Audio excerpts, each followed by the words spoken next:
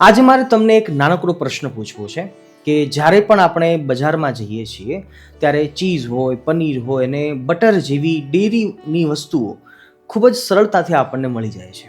પણ શું તમે ક્યારે પણ વિચાર્યું છે કે જે વસ્તુ આપણને બજારમાં મળી રહી છે શું એ ખરેખર પૂરેપૂરી શુદ્ધ હોય છે, હાઇજેનિક હોય છે? આજકાલ ઘણીવાર અખબારો અને ન્યૂઝમાં પણ એવા સમાચાર મળતા જ રહે છે કે ડેરી પ્રોડક્ટ્સમાં અલગ અલગ પ્રકારના પાવડર અથવા આર્ટિફિશિયલ પદાર્થો મોટી સંખ્યામાં ભેળવવામાં આવે છે. થોડાક સમય પહેલાં જ અમદાવાદમાં પણ ડેરી પ્રોડક્ટ્સની તપાસને લઈ અને બહુ મોટા સમાચાર સામે આવ્યા હતા.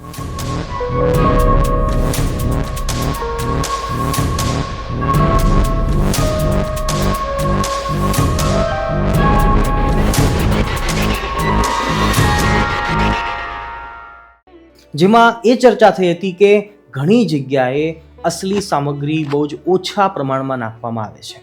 અને હું કોઈ પણ કંપનીનું નામ લેવા નથી માંગતો અને ન તો કોઈનો વિરોધ કરવા માંગુ છું, પરંતુ એક વાત આપણે સૌએ જાણવી જોઈએ. ઇનફેક્ટ જાણીએ છીએ કે આજના સમયમાં બજારમાં મળતી દરેક વસ્તુ પૂરેપૂરી શુદ્ધ હોય એ પોસિબલ નથી. અને એટલા માટે જ આપણા ઋષિમુનિઓ અને પૂર્વજો હંમેશા એમ કહેતા હતા કે ઘરનું બનાવેલું ભોજન જ સૌથી સુરક્ષિત અને સાત્વિક હોય છે. સુવિધાને કારણે આપણે ઘણી બધી વસ્તુઓ બહારથી ખરીદીને લાવીએ છીએ, જ્યારે ઘણી બધી વસ્તુઓ આપણે ઘરે પણ સરળતાથી બનાવી શકીએ છીએ, જેમ કે પનીર હોય, માખણ હોય, ઘી, ચીઝ ઇત્યાદિ. તો આજે એ જ શૃંખલામાં આપણે એક બીજી ખાસ વસ્તુ બનાવવાના છીએ. ઘરે શુદ્ધ અને અસલી ચીઝ કેવી રીતે બનાવવી જોઈએ. તમને કદાચ થોડુંક આશ્ચર્ય થશે, કારણ કે સામાન્ય રીતે ચીઝ બનાવવાની રેસીપી તમે કોઈ મોટા શેફ પાસે, રસોઈયા પાસે જોઈ હશે, પરંતુ આજે એક સંન્યાસી તમને ચીઝ બનાવતા શીખવાડશે. તો એ થોડોક અલગ અનુભવ તમારો રહેશે, પરંતુ એનો ઉદ્દેશ માત્ર રેસીપી શીખવવાનો જરા પણ નથી. મારો ઉદ્દેશ છે લોકોને ફરીથી ઘરના ભોજન તરફ વાળવા, કારણ કે જ્યારે આપણે ઘરે ચીઝ બનાવીએ છીએ ત્યારે આપણને વિશ્વાસ હોય છે કે એ શુદ્ધ હશે, તાજું હશે અને પ્રેમથી બનાવેલું હશે. તો જો તમે પણ તમારા ઘરમાં અસલી અને નેચરલ ચીઝ બનાવવા માંગતા હો તો આ વિડીયો તમારા માટે છે. વિડીયોમાં અંત સુધી જોડાયેલા રહેજો. કલ્પવૃક્ષ પરિવારને ભાવથી જય સ્વામિનારાયણ, જય શ્રી કૃષ્ણ, જય સિયારામ, હર હર મહાદેવ, રાધે રાધે.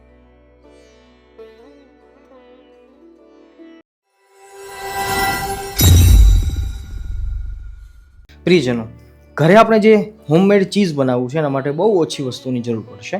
અને તમને જાણીને આશ્ચર્ય થશે કે ઘરમાં અવેલેબલ હોય એવી તમામ વસ્તુ આપણે જરૂર પડવાની છે. જેના માટે આપણે ઘરની ગૌશાળાનું ચોખ્ખું ગીર ગાયનું દૂધ લીધું છે. આ દૂધની જગ્યાએ તમે કોઈ પણ દૂધ લઈ શકો છો, ડેરીવાળું પણ દૂધ ચાલે છે. એ ઉપરાંત જોઈએ તો દૂધને ફાડવા માટે આપણે લીંબુના ફૂલનો ઉપયોગ કરી રહ્યા છીએ. આ જગ્યા ઉપર આપણે વિનેગર પણ લઈ શકીએ છીએ.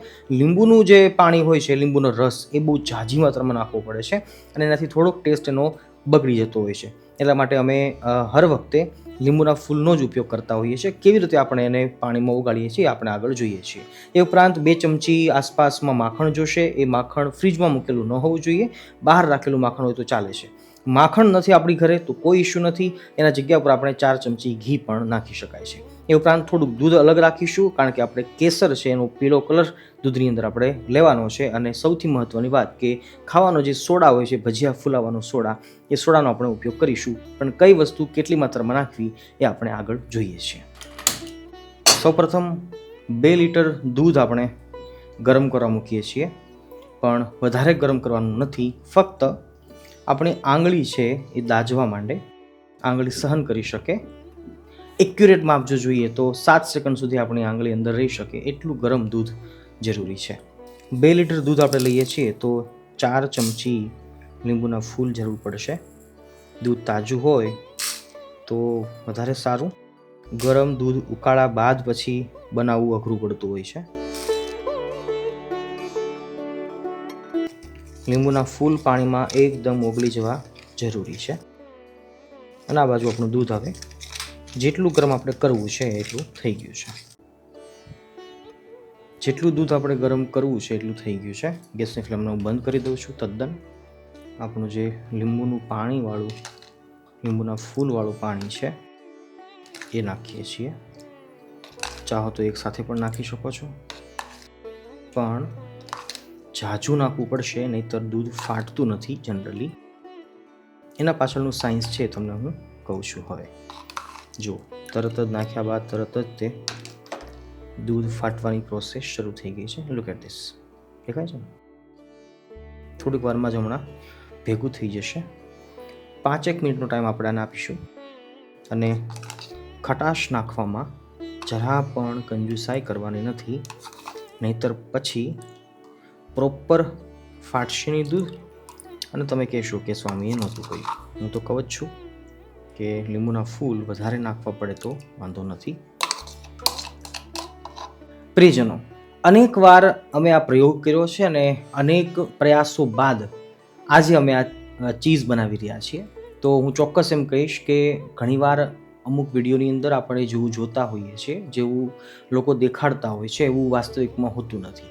પણ આજે આપણે એકદમ પ્રોપર જે અમને અનુભવ થયા છે એમાંથી અમે નીકળ્યા બાદ આજે જે સફળતાપૂર્વક આ બનાવી રહ્યા છીએ, ત્યારે હું ચોક્કસ એમ કહી શકું કે દૂધની ચોઈસ છે એ ખરેખર મહત્ત્વની હોય છે. દૂધ ડેરીનું લઈએ છીએ, દૂધ ગાયનું હોય કે ભેંસનું હોય, કોઈ વાંધો નથી. પણ દૂધને ઘરે લાવ્યા બાદ જો આપણે એને ઉકાળી નાખ્યું હોય તો ઉકાળેલું દૂધ ફરીવાર ઠંડુ થાય અને પછી આપણે જો એને ફાડવા પ્રયાસ કરીએ તો બહુ જ વાર લાગે છે. અને ઇનફેક્ટ અમારે તો આ ઘરની ગૌશાળાનું દૂધ હોય તો એને ફાડતા તો બહુ ટાઈમ લાગે છે. મતલબ કે અંદર જે એબ્સ્ટ્રેક્ટ નાખીએ છીએ, લીંબુના ફૂલ નાખીએ છીએ કે વિનેગર નાખીએ છીએ, બહુ ઝાઝી માત્રામાં નાખવા પડે, ત્યારે ફાટે તો ફાટે, ન પણ ફાટે એવા ઘણા પ્રયોગો અમારે ફેલ પણ થયા છે. તો હું ચોક્કસ એમ કહીશ કે દૂધને તમે જ્યારે ડેરીથી લાવો છો કે કોઈ તબેલાનું દૂધ લાવો છો, ગૌશાળાનું દૂધ લાવો છો, ઘરે લાવીને સીધું જ રાખી દેવાનું અને 2-3 કલાક એમનેમ પડ્યું રહેશે.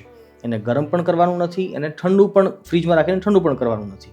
નોર્મલ ઘરના ટેમ્પરેચરની અંદર જો રાખવામાં આવશે અને ત્યારબાદ જો એની અંદર એને થોડુંક ગરમ કરી પછી જો અંદર લીંબુના ફૂલ નાખવામાં આવે, એનું પાણી નાખવામાં આવે તો તરત જ એ ફાટી જશે અને તરત જ એનો જે ગુદો છે એ નોખો પડી જશે. તો આ બહુ મહત્ત્વની વાત છે. નંબર 2, પનીર અને ચીઝમાં ફરક બસ એટલો જ છે કે પનીર હોય છે ને એકદમ સખ્ત હોય છે, એકદમ મજબૂત હોય છે, એકદમ કણી પડતી હોય છે, કારણ કે વધારે ગરમ દૂધને કરી અને પછી એની અંદર સિરકા અથવા તો લીંબુના ફૂલ નાખવામાં આવતા હોય છે. પણ ચીઝ જો બનાવવું છે આપણે તો પછી બહુ વધારે દૂધ ગરમ કરવાનું નથી. બસ આટલો જ ડિફરન્સ છે. બાકી તો બંનેમાંથી આપણે એનો જે ગુદો છે નોખો કરવા માટે આપણે એને પ્રયાસ કરવાના હોય છે. આવો આપણે આગળ જોઈએ. 5 મિનિટ રેસ્ટ કર્યા બાદ જોઈએ છીએ તો આપણો છેનો છે એકદમ નોખો પડી ગયો છે. Look at this. દૂધનું ટેમ્પરેચર એકદમ આપણે મીડિયમ રાખેલું છે અને વધારે ગરમ કરવાનું નથી. અને જોઈએ છે તો હવે આ રેડી છે બહાર કાઢવા માટે.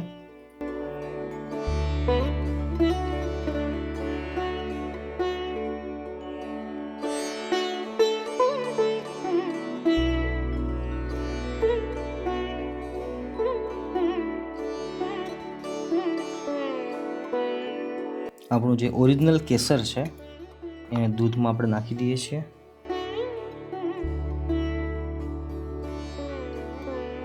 હવે બહુ મહત્ત્વનું સ્ટેપ આપણે સમજવાનું છે. છેનાને અલગ કર્યા બાદ ચોખ્ખા પાણીથી એને સાફ કરીએ છીએ, કારણ કે લીંબુના ફૂલની જે ખટાશ છે એ આપણે કાઢી નાખવાની છે. રાઈટ? મસળીને ધોઈ લઈએ. બધું પાણી પાછું કાઢવાનું જ છે આપણે. અને હવે 2 હાથથી આવી રીતે પ્રેસ કરી અને સંપૂર્ણ પાણી કાઢી લઈશું.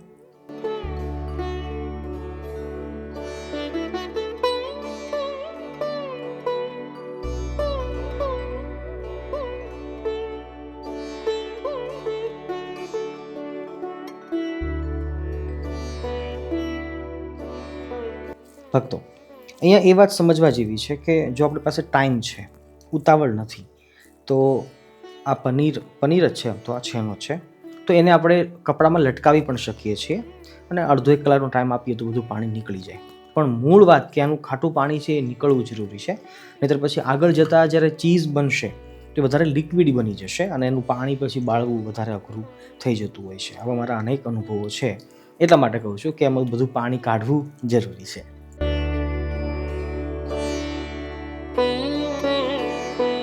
ભક્તો, હવે આપણે ઇમલ્સિફાયર બનાવી રહ્યા છીએ. આ એક રસાયણ છે અને કંપનીવાળા લોકો જે બનાવતા હોય છે અને આપણે જોતા હોઈએ કે પિઝા હોય, બર્ગર હોય કે કોઈ પણ ચીઝ નાખેલી વસ્તુ એમાં ચીઝ લાંબુ થાય છે, સ્ટ્રેચીનેસ જેને કહેવાય છે.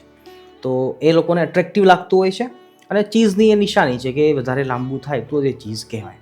તો એ ઇમલ્સિફાયર છે નાખવાથી જ, રસાયણ નાખવાથી જ, આ પ્રોસેસ કરવાથી જ ઓરિજિનલ ચીઝ જેવો આપણને ટેસ્ટ આવશે અને એવું સ્ટ્રક્ચર બનશે. તો હાલ આપણે ઘરે બનાવવા માટે અમે ઉપયોગ કરી રહ્યા છીએ 1 મોટી ચમચી ટાટાનો સોડા છે.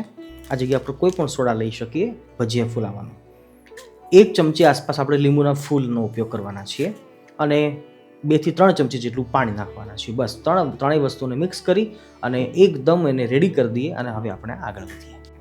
જો હું 2.5 થી 3 લીટર જેટલું દૂધ લેતો હોઉં તો 1 મોટી ચમચી લીંબુના ફૂલ જરૂરી છે. લીંબુના ફૂલને પીગાળી નાખવાના છે એકદમ, જેના માટે હું ફક્ત 3 ચમચી પાણી લઉં છું. અને હવે 1 ચમચી હું સોડા નાખું છું. એના ફીણા સંપૂર્ણ મટી જાય પછી આપણે એનો ઉપયોગ કરવાનો છે. હાલ એની પ્રોસેસ થાય છે, થવા દઈએ.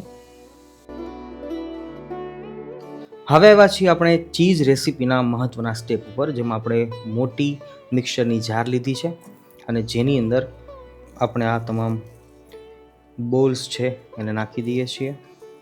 તમારી પાસે જાર નાની હોય તો અડધું કરીને પણ કરી શકાય છે. અમારી પાસે મોટી જાર છે એટલા માટે અમે એકસાથે નાખી દઈએ છીએ. પણ એકદમ બ્લેન્ડ થઈ જવું જરૂરી છે, એક રસ થઈ જવું જરૂરી છે. હાલ જે આપણને આ છેનાની અંદર, માવાની અંદર જે કણીઓ દેખાય છે થોડી પનીર જેવી, એ તમામ કણીઓને આપણે ભાંગી નાખવાની છે. અને એને વધારે સ્મૂધ અને ટેસ્ટી બનાવવા માટે અમે હાલ માખણ લઈ રહ્યા છીએ. તો તમે માખણ પણ નાખી શકો છો, નહીંતર પછી આ જગ્યા પર 3 કે 4 ચમચી ઘી પણ નાખી શકાય છે. હું હાલ 1 મોટી ચમચી માખણનો ઉપયોગ કરી રહ્યો છું. થોડુંક આમાં સ્વાદ અનુસાર નમક પણ નાખી શકાય છે, એકદમ ઓપ્શનલ છે, પણ નમકનો સોલ્ટી સ્વાદ છે એ સારો લાગે છે. સોડાનું પાણી જે છે એ નાખી દઈએ છીએ. એ ઉપરાંત કેસરવાળું દૂધ છે, ઓપ્શનલ છે. કેસરની જગ્યાએ તમે કલર પણ નાખી શકો છો અને ન નાખો તો પણ વાંધો નથી, પણ પીળો કલર થોડોક હોય તો સારું લાગે. કહેજો.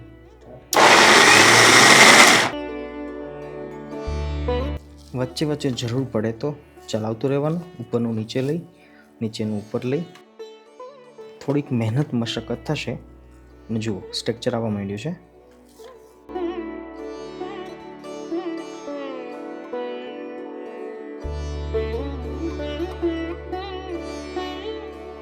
જુઓ આપણું 90% ચીઝ બનીને તૈયાર છે.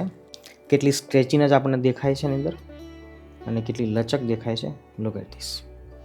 પ્રિયજનો, આપણું ચીઝ ઓલમોસ્ટ બનીને તૈયાર છે.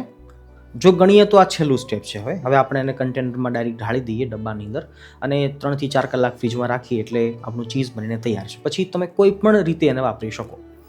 પણ હજી અમુક લોકો આને ડબલ બોઇલ કરતા હોય છે, એટલે કે ગેસની ફ્લેમ છે, તાપ છે, ડાયરેક્ટ સીધો આને ન અડે, પણ એના ઉપર પાણી, ગેસની ફ્લેમ ઉપર પાણી ને પાણીની ઉપર આનું વાસણ હોય એની અંદર પછી એને ગરમ કરે. એ પણ એક સ્ટેપ છે, પણ એની જરૂર નથી.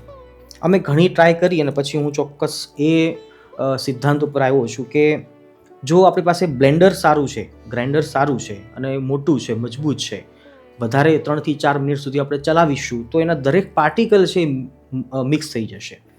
એક કણ મિક્સ થઈ જવો જરૂરી છે. બસ આ સ્ટેપના માટે જ તે જે હાલ આપણને આ સ્ટિકીનેસ દેખાય છે, હાલ આપણને જે એકદમ ફ્લફી એવું દેખાય છે ચીઝ, તો એના માટે ડબલ બોઇલર કરવાની જરૂર પડતી હોય છે. પણ આપણે જરૂર નથી, કારણ કે આપણી પાસે ગ્રાઇન્ડર સારું છે, મિક્સર સારું છે અને એટલા માટે હવે આપણે અહીંથી ડાયરેક્ટ સીધું આપણે કન્ટેનરમાં ઢાળી દઈશું અને 3 થી 4 કલાક પછી આપણે નીકાળી દઈશું. બાકી તમે ડબલ બોઇલ કરવું હોય તો પણ કરી શકો છો. અમે હાલ સિલિકોનના પાત્રની અંદર રાખી રહ્યા છીએ. તમે કોઈ પણ પ્લાસ્ટિકના ડબ્બામાં પણ નાખી શકો છો, નહીંતર સિલ્વર ફોઇલ પેપરની અંદર પણ આપણે એને રેપ કરી શકીએ છીએ. મૂળ તો એના આકાર આપવાની વાત છે અને પાત્રમાં ચોંટવું ન જોઈએ. બસ 2 વસ્તુ હોય મહત્વની. હવે 3 થી 4 કલાક સુધી આપણે ફ્રીજમાં આને રાખી દઈએ અને 4 કલાક પછી આપણે જોઈશું પણ ખાસ યાદ રાખવું કે ઉપરના ખાનામાં એટલે કે બરફના ખાનામાં મૂકવાનું નથી, નીચે નોર્મલ ટેમ્પરેચર એટલે કે ફ્રીજની અંદર આપણે રાખવાનું છે. 2,000 years later.